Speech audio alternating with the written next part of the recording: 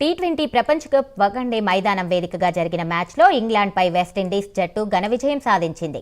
197 పరుగుల లక్ష్య ఛేదనలో 166 పరుగుల వద్ద ఇంగ్లాండ్ జట్టు ఆలౌట్ అయింది. దీంతో 36 పరుగుల తేడాతో గెలుపొందింది.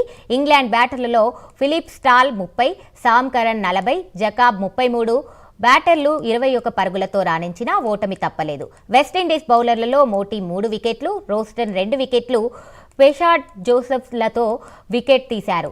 టాస్ ఓడి తొలుత బ్యాటింగ్కి దిగిన విండీస్ జట్టు నిర్ణీత 20 ఓవర్లలో 6 వికెట్లు కోల్పోయి 196 పరుగులు చేసింది.